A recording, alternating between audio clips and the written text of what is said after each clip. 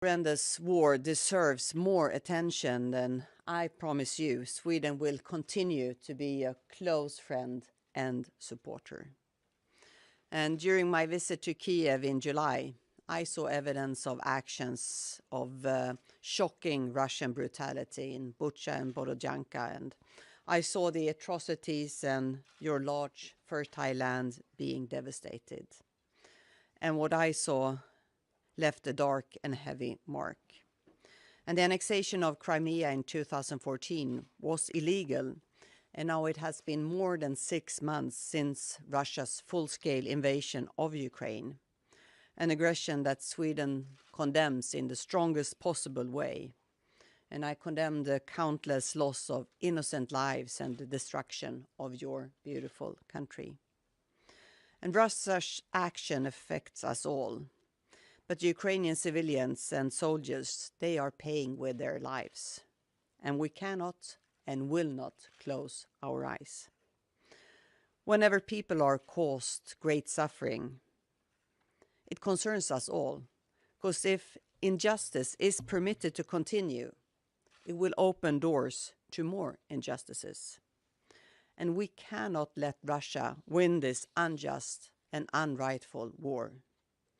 You are defending yourselves and your country, but you're also defending our common European values and a rules-based international order. Borders must never be changed by force or war. And it is our duty and honor to support you. That way is why my government will go forward with the new support packages to Ukraine with a value of 1 billion Swedish kronas. Approximately $100 million. The first part is a new military support package of 500 million Swedish kronas. And the contents of this new support package corresponds to requests from your side and will complement donations made by other nations. A decision will be taken in the near future. The second part is to support Ukraine's economy, resilience and recovery with another 500 million Swedish krona. We are already engaged in developing temporary shelter capacity in Ukraine with the RESC-EU project, and now we will enhance our support for reconstruction and recovery in Ukraine, not least by disposal and reuse of destroyed infrastructure. Recovery of the rubble from destroyed buildings and infrastructure can be hazardous and explosive, and Sweden is well suited to assist Ukraine, together with other international partners in this sector. And as I discussed with President Zelensky in Kiev in July, Sweden will also assume a coordinating responsibility for the development of hygiene and waste security in Ukraine. We will also support with purchase of Ukrainian wheat, which will support the Ukrainian economy and at the same time ensure food shipments out of Ukraine. We will provide funding to the United Nations World Food Programme to purchase, move and deliver wheat that is currently stuck in Ukraine, 2 countries that are in the risk of famine. This means that the Swedish contribution will enable the departure of a fully loaded ship containing approximately 30,000 tons of Ukrainian wheat. And this would go to millions of recipients risking famine. As this enhances self-sufficiency, it is also vital for Ukrainian independence and Ukrainian economy. And finally, let me also congratulate you to the candidate status to the European Union. You are part of the European family, and the European family will help you with this war, and during this war, and after this war. And thank you once again for visiting Stockholm.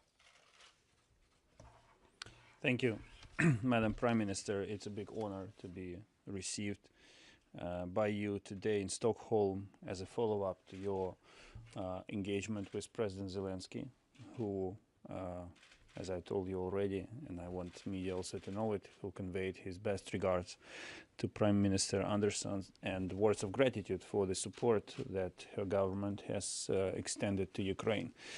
And this is my, mission number one here in Stockholm, is to really say thank you in person to Sweden for many things that this country, this friendly country, has done for Ukraine, especially since the beginning of the Russian full-scale invasion on the 24th of February.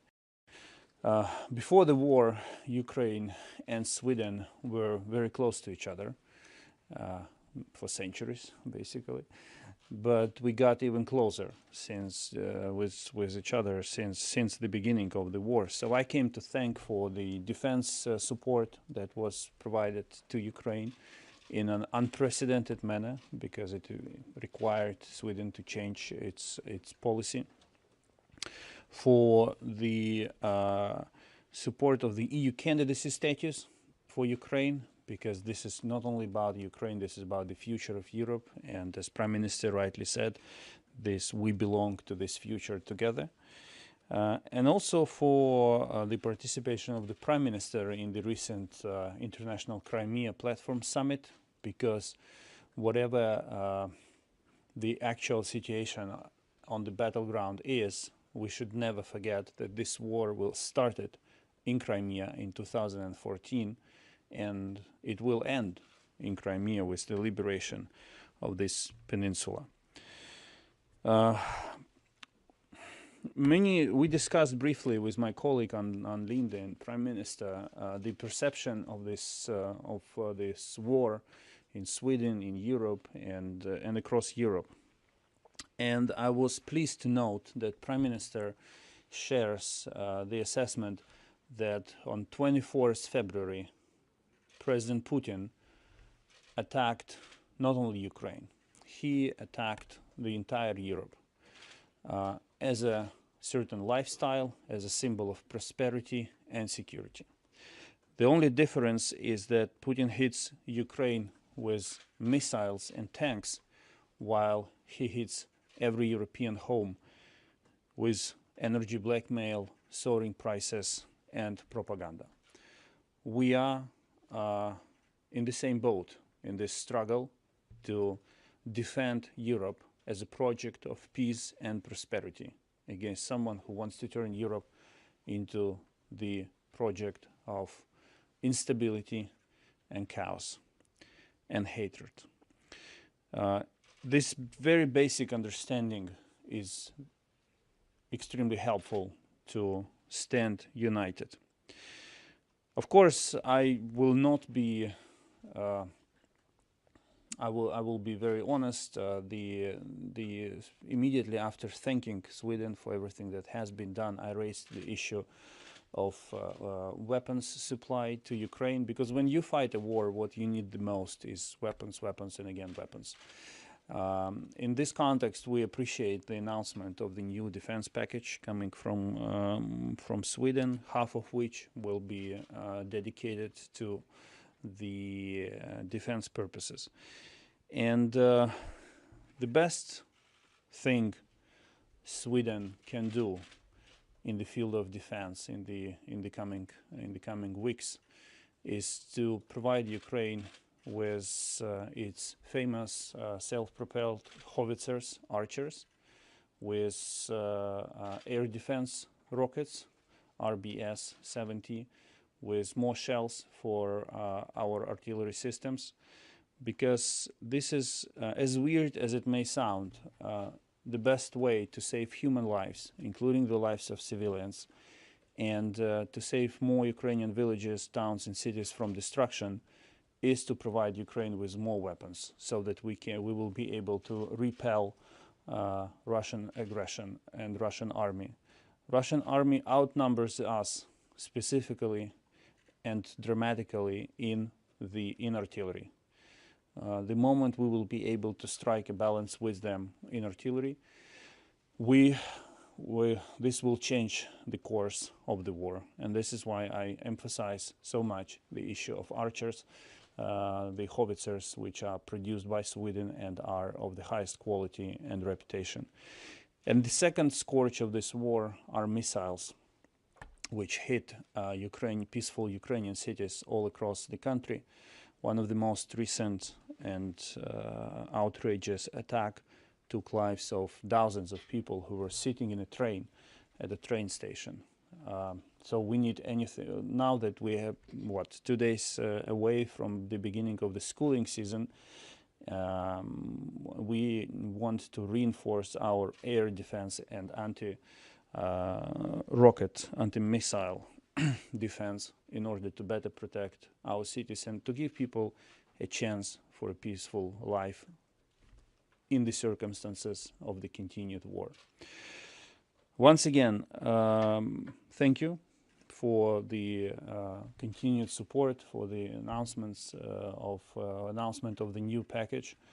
But as I said, as long as the war continues, we will be asking for more weapons for obvious reasons to defend Ukraine, but also to defend entire Europe. Thank you very much. Thank you. And I'm also very glad to welcome my dear colleague Dimitru Kuleba to Stockholm again, just before the informal EU foreign ministers meeting in Prague starting tomorrow, where Ukraine, Moldova and Georgia will participate as part of the meeting. In the strongest possible way, we condemn the Russian aggression. We condemn the killings and the bombardments of your beautiful country, where I have been many times, and I also visited you several times. We are appalled by the deliberate shelling of civilians and civilian objects. We continue to be impressed by the Ukrainian people's courage, resilience and bravery. Sweden will continue to stand by your side for as long as it takes. We do not know how long Russia's war will continue, but Sweden is ready to provide long-term sustainable support to Ukraine. The goal is for Ukraine to regain total control over your territory within its internationally recognized border. Russia has galvanized European and transatlantic unity in a way that we did not expect. Sweden will do its part to ensure continued unity and long-term resolve, which will be a key for Ukraine to win this war. Sweden is also ready to push for further EU sanctions against Russia to increase the pressure on the Kremlin to stop the war. Together with our partners, we will help rebuild Ukraine. The decision to grant Ukraine candidate status to the EU was an important milestone in Ukraine's journey towards EU membership. The speed of this journey will be determined by Ukraine's ability to reform its country.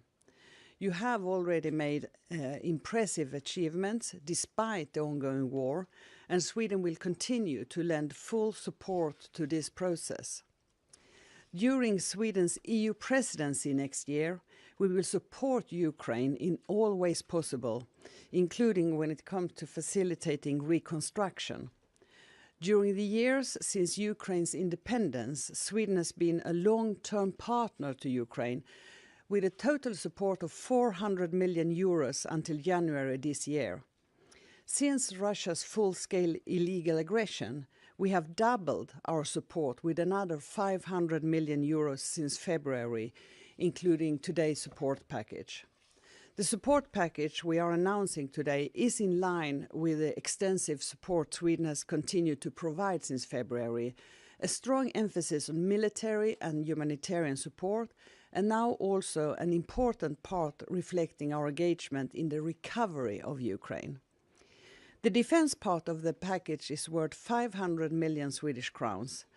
So is the civilian part, meaning that is the total of 1 billion Swedish crowns. One part of the civilian package relates to the recovery and reconstruction of Ukraine, as the Prime Minister said. This involves enhancing our support for sustainable reconstruction of destroyed infrastructure in Ukraine. That is part of Sweden's coordinating responsibility for waste management in Ukraine, which was discussed between our Prime Minister and President Zelensky in July. Making civil areas safe and sound environment to live in is important for endurance of Ukrainian society, and is also supporting the war efforts. The other part, it relates to humanitarian support and involves financing the purchase of shipment of Ukrainian wheat. The procurement will support the Ukrainian economy and ensure continued food shipments of Ukraine in line with the Black Sea Grain Initiative.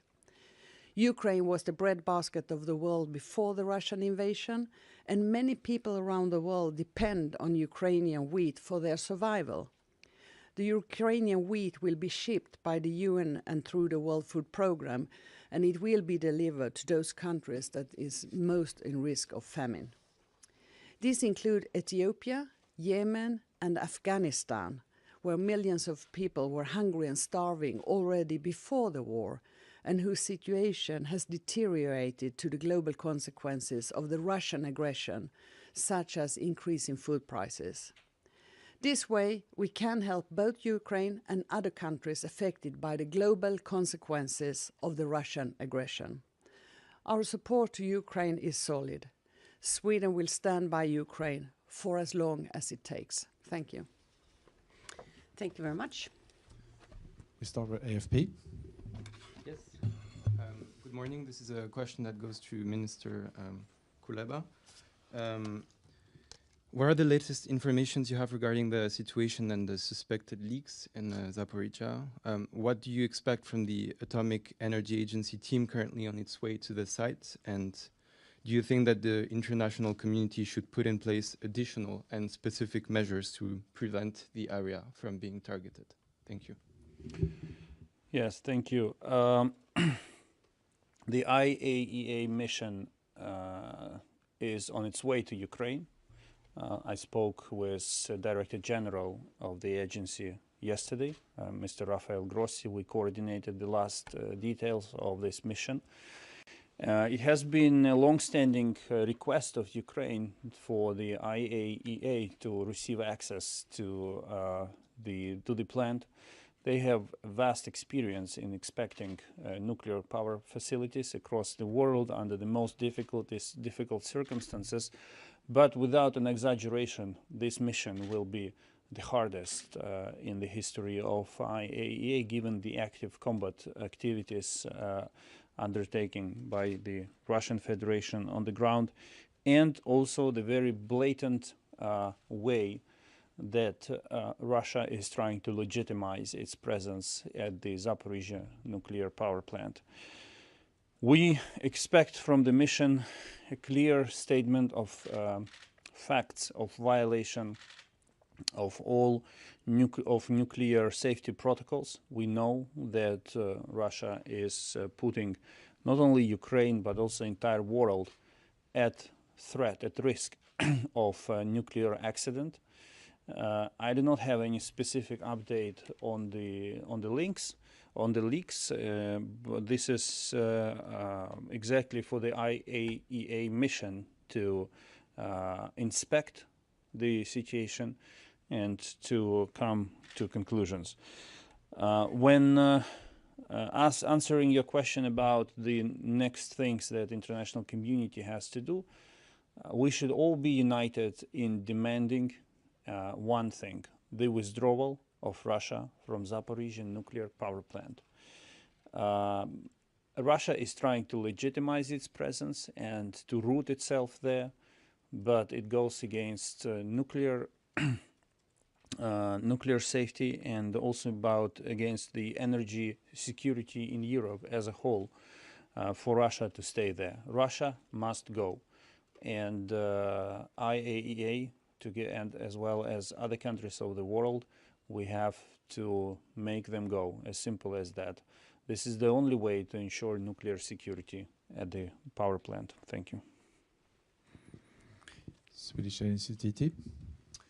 Yes, Mr. Kuleba, on the subject of peace negotiations, there has been fears about lack of unity among European countries.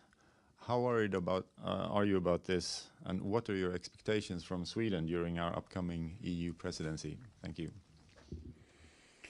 We were very frank with all our partners.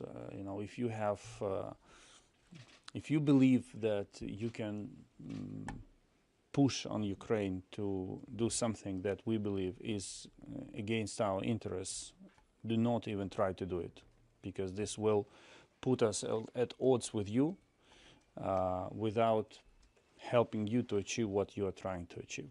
So there is a broad understanding in Europe now that Russia is not seeking negotiations, Russia is not seeking peace, and we have to stand united. We are not under pressure from any country in Europe or in other parts of the world to engage in talks or to make any concessions to Russia. The focus is completely different now. It's really the full mobilization of efforts and resources to help Ukraine repel the Russian aggression. When we are heading into the 1st of January, I can tell you that when your country is at war, it's not easy to plan that far away. But of course, we do have certain expectations from the Swedish chairmanship. The first one, presidency, the first one will be about making next steps on the path of Ukraine to the full membership in the European Union. We will do our part of the homework. We will be continuing reforms and meeting expectations. But this is, you know, EU integration is a tango, so you need two sides for that, and we are happy to have Sweden as a partner in the first half of the next year, an old and good friend. Sanctions have to be stepped up, and the role of the presidency will be important. And of course, the continued bless you, and of course the continued defense support coming from the European Union through the mechanism of the European Peace Facility will also require a leadership. So as I said, we are lucky to have two good friends as consecutive presidencies. I mean the Czech Republic and the upcoming Swedish presidency. We have an ambitious program, and hopefully together we will achieve what we are looking for. Spilno. Доброго ранку, пане міністре. Good morning, Madam Prime Minister. Nadia Shevchenko, Spilno TV. There are media reports of Sweden buying Russian gas through via Finnish Gazum. Last week, at the Ukrainian Independence Day, we've seen such a ship in the port of Nynäshamn. Sorry. Will the minister discuss Sweden stopping importing Russian gas? Will Sweden show its leadership for the rest of EU without waiting for its decision, the official decision? And my second questions will be, of course, about heavy artillery. Will Sweden consider providing more of this, as it is vital for our survival? And will Sweden advocate within EU for bigger provision of that? Thank you. Well, thank you for the question. Well, when it comes to gas, Sweden uses a very, very small portion of our energy as gas, and we are having mainly nuclear and hydro. So this is not a very big issue for us. When it comes to the gas that actually comes, which is a very, very small part, is mixed with other countries' gas, like the Danish gas. So you cannot pinpoint that this small part is from Russia, and that's why I make it very difficult. We are pushing for an 8 package of sanction, including gas. So we hope that there will be a sanction also on gas. And the second question of the artillery, what we have said now is that we will give 500 million Swedish crowns to new defense material, and more specifics about that will come in a very short time. Then we go to DE. Yes. So first, one question for Mr. Kuleba. So today you're receiving more support from Sweden, but a lot of other countries have pledged much more money. Had you expected more from Sweden today? I always expect more. Don't get me wrong. It's not my whim. It's not my greed that is speaking. My country is at war. We suffer from a big, to some extent, unbearable budget deficit because Russia has destroyed part of our economy.